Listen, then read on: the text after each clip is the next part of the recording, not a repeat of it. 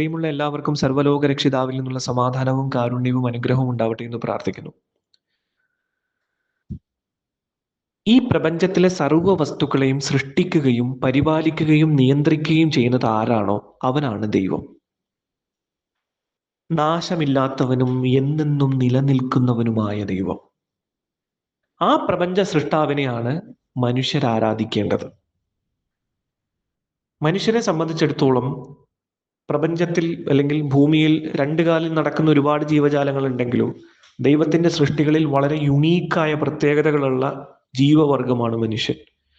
അവന്റെ ഏറ്റവും വലിയ പ്രത്യേകത അവന്റെ ജന്മസിദ്ധമായ ഗുണമായ ഫിത്രയാണ്.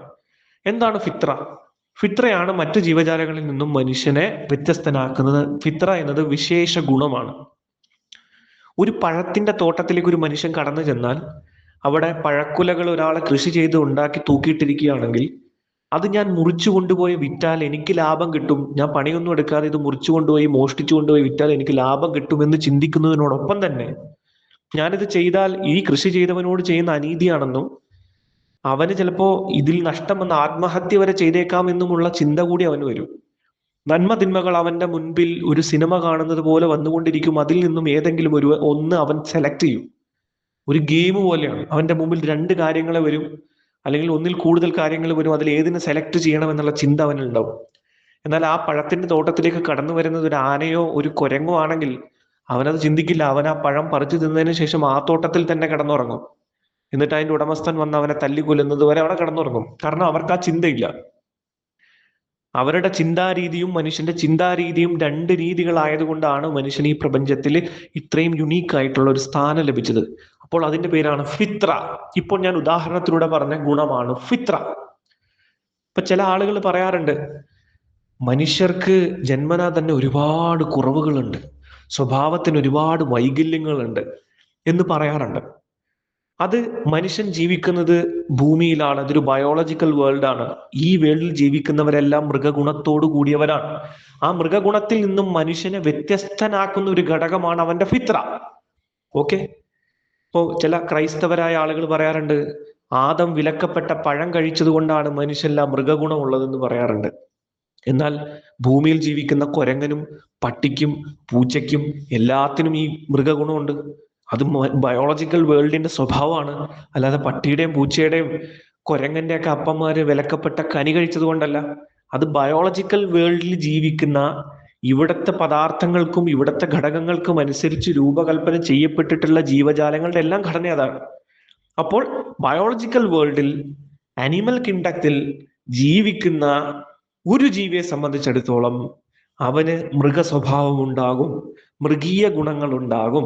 അത് നോർമൽ ബയോളജിക്കൽ നേച്ചറാണ്. ഇതെല്ലാ ജീവികൾക്കും ഉണ്ട്.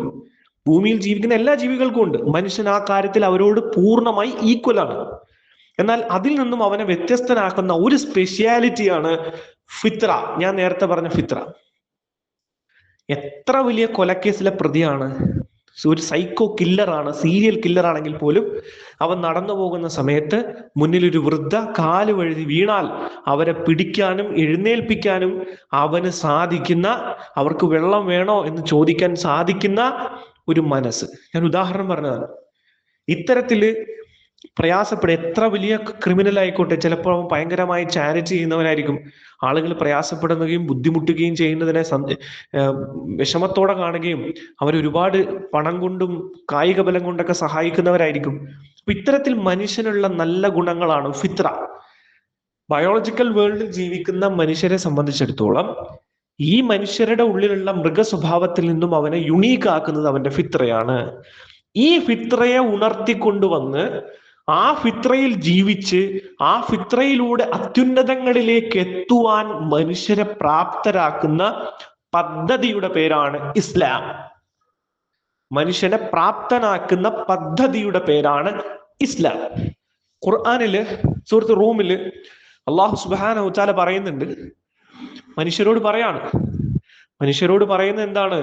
നിങ്ങൾ ഈ ദർശനത്തിൽ ഉറച്ചു നിൽക്കണം. ഈ ജീവിത ദർശനത്തിൽ, ഈ ആർട്ട് ഓഫ് ലിവിങ്ങിൽ, ഈ ജീവന കലയിൽ നിങ്ങൾ ഉറച്ചു നിൽക്കണം. അള്ളാഹു മനുഷ്യരെ പടച്ചത് ഏതൊരു പ്രകൃതിയിലാണോ അള്ളാഹു മനുഷ്യരെ സൃഷ്ടിച്ചത് ഏതൊരു പ്രകൃതിയിലാണോ, മനുഷ്യന്റെ പ്രകൃതി എന്താണ്? അത് ഫിത്രയാണ്.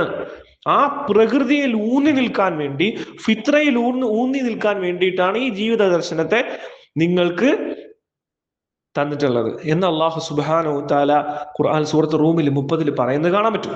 ഈ ഘടനയാണ്, ഈ ഫിത്രയെ ഉണർത്തിക്കൊണ്ടുവരിക എന്നതാണ് ഇസ്ലാം എന്നതുകൊണ്ട് അർത്ഥമാക്കുന്നത്.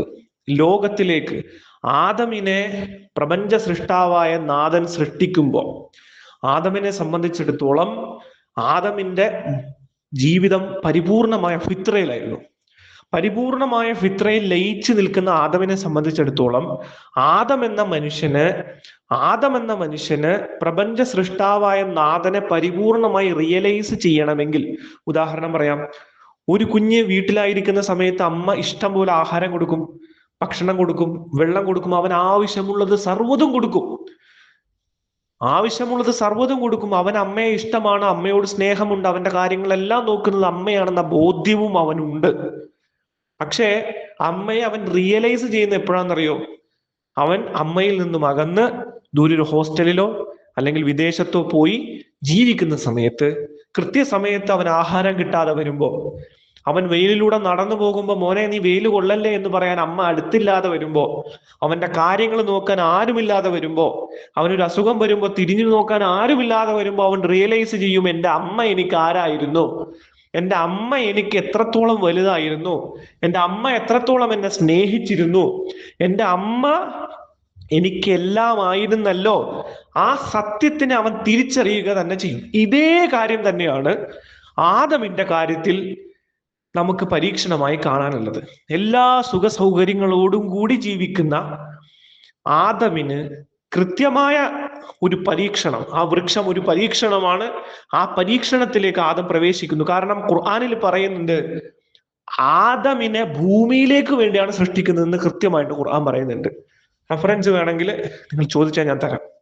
ആദമിനെ സൃഷ്ടിച്ചിട്ടുള്ളത് ഭൂമിയിലേക്കാണ് എന്ന് കൃത്യമായിട്ട് ഖുർആൻ പറയുന്നുണ്ട്, ആദമിനെ സൃഷ്ടിക്കുന്നതിന് മുമ്പ് തന്നെ. അപ്പൊ ആദം ഉള്ളത് ഭൂമിക്ക് വേണ്ടിയാണെന്ന് ഖുർആൻ കൃത്യമായി പറയുന്നുണ്ട്. ഖുർആൻ അനുസരിച്ച് പഴം കഴിച്ചത് കൊണ്ടല്ല ആദം ഭൂമിയിലേക്ക് വന്നത്, ആദമിനെ ഭൂമിയിലേക്ക് തന്നെ വിടാനുള്ളതായിരുന്നു.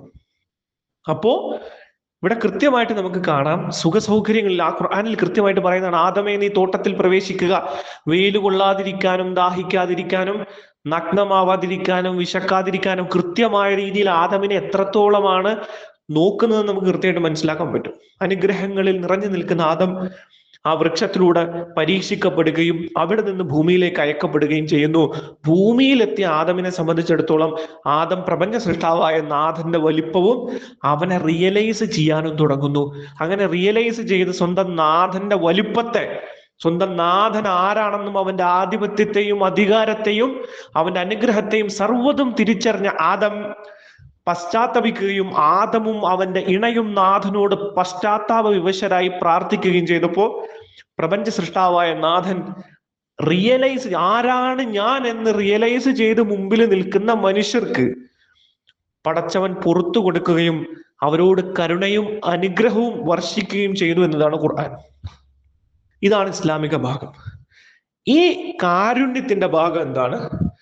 ഇതിൽ പടച്ച തമ്പുരാൻ ആദമിനും ആദം സന്തതികൾക്കും കൊടുത്തിട്ടുള്ള ഫിത്ര എന്ന് പറഞ്ഞ ഗുണം, ആദമിന് ശേഷം മനുഷ്യവർഗത്തിൽ ആ ഫിത്ര ഉണർത്തി വീണ്ടും ഉന്നതിയിലേക്ക് എത്തണമെങ്കിൽ ഓരോ മനുഷ്യനും പ്രപഞ്ച സൃഷ്ടാവിനെ റിയലൈസ് ചെയ്യേണ്ടതുണ്ട്. ഓരോ മനുഷ്യനും പ്രപഞ്ച സൃഷ്ടാവിനെ റിയലൈസ് ചെയ്യണമെങ്കിൽ അവൻ പ്രപഞ്ച സൃഷ്ടാവിനെ കുറിച്ച് മനസ്സിലാക്കേണ്ടതുണ്ട്, പരീക്ഷിക്കപ്പെടേണ്ടതുണ്ട്.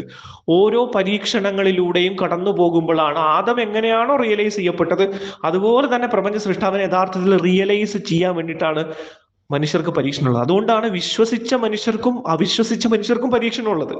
വിശ്വസിച്ച ആദമിന് ഓൾറെഡി പ്രപഞ്ച സൃഷ്ടാവിനെ കുറിച്ച് അറിയാം, എന്നിട്ട് പോലും പ്രപഞ്ച സൃഷ്ടാവിനെ കുറിച്ച് കൃത്യമായ ബോധ്യം ഉണ്ടായിട്ട് പോലും ആദം പരീക്ഷിക്കപ്പെട്ടിട്ടുണ്ട്. അതുപോലെ തന്നെ ഒരാൾ വിശ്വസിച്ചു എന്ന് പറഞ്ഞ കാരണം കൊണ്ട് അവൻ പരീക്ഷിക്കാതിരിക്കില്ല. അവൻ റിയലൈസ് ചെയ്യണം, കൃത്യമായ രീതിയിൽ റിയലൈസ് ചെയ്യുമ്പോഴാണ് അവൻ യഥാർത്ഥ ദൈവദാസനായിട്ട് മാറുന്നത്. അപ്പോഴാണ് അവൻ യഥാർത്ഥ ദൈവദാസൻ എന്ന് പറയുന്ന അവസ്ഥയിലേക്ക് എത്തുന്നത്. അപ്പോ മനുഷ്യരെ സംബന്ധിച്ചിടത്തോളം ഓരോ മനുഷ്യരെയും അവരുടെ ഫിത്ര എന്ന ഗുണത്തിനെ ഉണർത്തിക്കൊണ്ടുവരാൻ ദൈവം ചെയ്യുന്ന അനുഗ്രഹങ്ങളാണ് മാതൃകയാകുന്ന പ്രവാചകന്മാരെ അവരുടെ ഇടയിൽ നിന്നും ഉയർത്തുക എന്നുള്ളത്. ദൈവം അവർക്കിടയിൽ നിന്ന് തന്നെ മാതൃകാപരമായിട്ടുള്ള ദൂതന്മാരെ സെലക്ട് ചെയ്ത് അവർക്ക് മുമ്പിൽ കൊടുക്കും. മനുഷ്യരെങ്ങനെയാണ് സംസാരിച്ചു തുടങ്ങുന്നത്, മനുഷ്യൻ എങ്ങനെയാണ് നടന്നു തുടങ്ങുന്നത്, മനുഷ്യൻ എങ്ങനെയാണ് ഭക്ഷണം കഴിക്കുന്നത്. ഇന്ന് നിങ്ങളും ഞാനും വസ്ത്രം ഇടുന്നുണ്ട്. നമ്മൾ എങ്ങനെയാണ് ഈ വസ്ത്രം ഇടുന്നത്? മറ്റുള്ളവരെ അനുകരിച്ചിട്ടാണ്. നമ്മൾ എങ്ങനെയാണ് ഭക്ഷണം കഴിക്കുന്നത്? മറ്റുള്ളവരെ അനുകരിച്ചിട്ടാണ്. കൈകൊണ്ട് ഭക്ഷണം കഴിക്കുന്ന നമ്മൾ മറ്റൊരു നാട്ടിൽ ചെന്നാൽ സ്പൂൺ എടുക്കുന്നത് എന്തുകൊണ്ടാണ്? മറ്റുള്ളവരെ അനുകരിക്കുന്നതുകൊണ്ടാണ്. നമ്മുടെ നാട്ടിലെ അഭിവാദന രീതിയല്ല മറ്റൊരു നാട്ടിൽ ചെല്ലുമ്പോൾ നമ്മൾ പറയുന്നത്. എന്തുകൊണ്ട്? നമ്മൾ അനുകരിക്കുകയാണ്. ഈ അനുകരണ സ്വഭാവം മനുഷ്യന്റെ നേച്ചറാണ്, അത് ഫിത്രയാണ്. ആ ഫിത്രയെ പ്രവാചകന്മാരിലേക്ക് ഗൈഡ് ചെയ്ത് വിടുകയും പ്രവാചകന്മാരെ പിൻപറ്റുകയും കോപ്പി ചെയ്യുകയും ചെയ്യുന്ന ഒരു സമൂഹത്തിലൂടെ അവരുടെ ഫിത്ര അവർക്ക് അനുയോജ്യമായ രീതിയിൽ ഉണർത്തിക്കൊണ്ടുവരികയാണ് ചെയ്യുന്നത്. ഒരു മനുഷ്യന്റെ സ്വഭാവ രീതിയിൽ അവൻ ഒരിക്കലും ചാരിറ്റി ചെയ്യുന്നത് ഇഷ്ടമേ അല്ല. പക്ഷെ പ്രവാചകനെ അവൻ ഇഷ്ടപ്പെടുന്നു, പ്രവാചകന്മാരെ ഇഷ്ടപ്പെടുന്നു.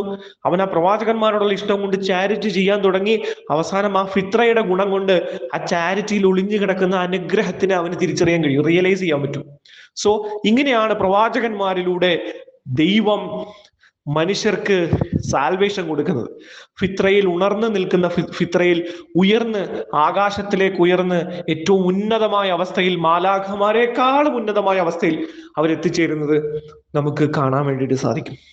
അപ്പൊ ഇങ്ങനെ ഓരോ കാലഘട്ടത്തിലും മനുഷ്യർക്കിടയിൽ വന്ന പ്രവാചകന്മാരെ, ആ പ്രവാചകന്മാർ പറയുന്നത് ഫിത്രയാണെന്നും ഇത് നന്മയാണെന്നും ഇത് ഗുണമാണെന്നും മനസ്സിലായിട്ടും ആ മനസ്സിലായ കാര്യങ്ങൾ അംഗീകരിക്കാതെ, ഞാൻ നേരത്തെ പറഞ്ഞ പോലെ ഒരു പഴത്തിന്റെ തോട്ടത്തിൽ പ്രവേശിക്കുന്ന മനുഷ്യനെ പോലെ, ഞാനിപ്പോ ഇത് അംഗീകരിച്ചാൽ എനിക്ക് ലഭിക്കുന്ന എൻ്റെ ആർഭാടം, ഇത്രയും നാൾ ഞങ്ങൾ പറഞ്ഞിരുന്ന ആശയം അല്ല, ഇത്രയും നാളും ഞങ്ങൾ ഒരു ദൈവശാസ്ത്രം ഉണ്ടാക്കി ലോകത്തെ മുഴുവൻ ദൈവശാസ്ത്രത്തിലേക്ക് വിളിച്ച് ഇതാണ് ഏറ്റവും നല്ല മതമെന്നും ഏറ്റവും നല്ല വിശ്വാസമെന്നും ജനങ്ങളുടെ മുമ്പിൽ പ്രഘോഷിച്ചിട്ട് ശുശ്രൂഷകൾ നടത്തിയിട്ട് പെട്ടെന്നൊരു സുപ്രഭാതത്തിൽ അല്ല, ഞങ്ങൾ പറഞ്ഞതൊക്കെ തെറ്റായിരുന്നു, ഇതാണ് ശരി എന്ന് പറയാനുള്ള ഒരു ഈഗോ പ്രശ്നം. അങ്ങനെ ഒരു ഈഗോ ആ പഴത്തിന്റെ തോട്ടത്തിൽ എത്തുന്ന മനുഷ്യനെ പോലെയാണ്. അവൻ ചിന്തിക്കുകയാണ്, ഇതൊരു ഈഗോ പ്രശ്നമായിട്ട് അവന്റെ തലയിൽ വരികയാണ്. ആ ഈഗോ അവന്റെ തലയിൽ വരുമ്പോൾ അവൻ ഒരിക്കലും എന്ത് ചെയ്യാൻ കഴിയില്ല? സത്യത്തിനെ പിൻപറ്റാൻ കഴിയില്ല. ഇത്രയും നാൾ ഞങ്ങൾ ഉണ്ടാക്കിയെടുത്ത സാമ്പത്തിക സ്ട്രക്ചർ, ഇത്രയും വലിയ മനുഷ്യന്മാരെ നിയന്ത്രിക്കാനുള്ള പവർ, ഇതെല്ലാം മറ്റൊരു മനുഷ്യനിലേക്ക്, മറ്റൊരു സമൂഹത്തിലേക്ക് പോകുമോ എന്ന പേടി. ഇത്തരത്തിലുള്ള പല കാരണങ്ങൾ കൊണ്ട് പ്രവാചകന്മാരെ ആളുകൾ നിഷേധിക്കുകയും തള്ളിക്കളയുകയും ചെയ്യുന്ന ചരിത്രത്തിൽ നമുക്ക് ഒരുപാട് കാണാൻ കഴിയും. ഇതുപോലെ ഓരോ കാലഘട്ടത്തിലേക്കും പ്രവാചകന്മാർ വന്നു. മോശയുടെ മുമ്പിൽ ദൈവം വെളിപ്പെട്ടു. യഹൂദന്മാരായ ആളുകൾ പറയുന്ന പോലെ യഹ്യ അശേർ യഹ്യ എന്ന വാക്കുകൊണ്ട് മോശയ്ക്ക് ദൈവം വെളിപ്പെട്ടു. ഞാനാകുന്നവൻ ഞാനാണ്, യഹ്യ അശേർ യഹ്യ. ഈ പദത്തിന് നമ്മൾ പല രീതിയിൽ വ്യാഖ്യാനിക്കാം. യഹ്യ ഹൈ എന്ന് വെച്ചാൽ ജീവിച്ചിരിക്കുന്നവനാണ് ഞാൻ, ജീവിച്ചിരിക്കുന്നവനാണ് ഞാൻ, ജീവിച്ചിരിക്കുന്നവനായ ഞാൻ. ആ യഹ്യ അശേർ യഹ്യ എന്നുള്ളത് ദൈവത്തിന്റെ ആധാർ കാർഡിലെ പേരൊന്നുമല്ല. ആ പദം യഹോവ എന്നുള്ളതോ ജാഹുവേ എന്നുള്ളതോ എങ്ങനെ പ്രൊനൗൺസ് ചെയ്യണമെന്ന് പോലും അറിയില്ല. അത് കൃത്യമായി അറിയാതെ ഊഹത്തിലെടുത്തിട്ടാണ് പ്രൊനൗൺസ് ചെയ്യുന്നത് ആളുകൾ. ഇപ്പൊ യഹ്യ അശേർ യഹ്യ എന്ന പദം അത് അർത്ഥമാക്കുന്നത് ദൈവത്തിന്റെ ആധാർ കാർഡിലെ ഒഫീഷ്യൽ നെയിമായിട്ടല്ല, അത് അവന്റെ ഐഡന്റിറ്റിയാണ്. എന്താണത്? ഞാൻ ജീവിച്ചിരിക്കുന്നവനാണ്, ഞാൻ ആകുന്നവനാണ്, ഉള്ളവനാണ്. ആ ഉള്ളവനാണെന്ന് പറയുമ്പോൾ എന്താണ് അവിടെ വരുന്നത്? അവിടെ വരുന്നത് അവന്റെ ആധിപത്യമാണ്. ആധിപത്യമുള്ളവനാണ് ഞാൻ എന്ന വാക്കാണ് അവിടെ പറയുന്നത്. രണ്ട്, അവൻ അധികാരമുള്ളവനാണ്. അവൻ അധികാരമുണ്ട്, അതോടൊപ്പം ആധിപത്യമുണ്ട്, നിലനിൽപ്പുണ്ട്. അവൻ എന്നെന്നും നിലനിൽക്കുന്ന ആധിപത്യമുള്ള, അധികാരമുള്ള, ഒരിക്കലും നശിക്കാത്ത മഹോന്നതനായ ദൈവമാണെന്ന് വെളിപ്പെടുത്തി തരാണ് ചെയ്യുന്നത്. അങ്ങനെ അസ്തിത്വവും അധികാരവും ആധിപത്യവും നിലനിൽപ്പുമുള്ള ദൈവത്തിനെ മോശയ്ക്ക് വെളിപ്പെടുത്തിയ അതേ റബ്ബ് തന്നെയാണ് മുഹമ്മദ് റസൂലുള്ളാഹി സ്വല്ലല്ലാഹു അലൈഹി വസല്ലമ തങ്ങൾക്കും വെളിപ്പെട്ടിട്ടുള്ളത്. എന്നെന്നും നിലനിൽക്കുന്ന, മരണമില്ലാത്ത, ഉറക്കമില്ലാത്ത സർവാധിപതി അല്ലാഹു ലാ ഇലാഹ ഇല്ലാ ഹുവൽ ഹയ്യ്. ആ ഹയ്യായ തമ്പുരാൻ തന്നെയാണ് ഇവിടെ യഹ്യ അശേർ യഹ്യ, ജീവിച്ചിരിക്കുന്നവനാണ് ഞാൻ നിലനിൽപ്പുള്ളവനാണെന്ന് പറഞ്ഞത്. ഇപ്പൊ രക്ഷപ്പെടാനുള്ള മാർഗം ഇതാണ്: പ്രവാചകന്മാരെ പിൻപറ്റുക, ഫിത്രയെ ഉണർത്തുക, വിജയിക്കുക. മൃഗഗുണം മനുഷ്യനുള്ളതാണ്. അത് മനുഷ്യൻ മൃഗങ്ങളുടെ ലോകത്തിൽ ജീവിക്കുന്ന ബയോളജിക്കൽ സ്ട്രക്ചർ ആയതുകൊണ്ട് ആ മൃഗഗുണത്തിൽ നിന്നും മനുഷ്യനെ വ്യത്യസ്തനാക്കുന്നത് അവന്റെ ഫിത്രയാണ്. ആ ഫിത്രയെ ആരുണർത്തുന്നുവോ അവൻ രക്ഷപ്പെടും. ആ ഫിത്രയെ ഉണർത്താനുള്ള മാർഗം മനുഷ്യർക്കിടയിൽ നിന്നും ദൈവം തിരഞ്ഞെടുക്കുന്ന പ്രവാചകന്മാരെ പിൻപറ്റുക എന്നതാണ്. ഇതാണ് ഇസ്ലാം.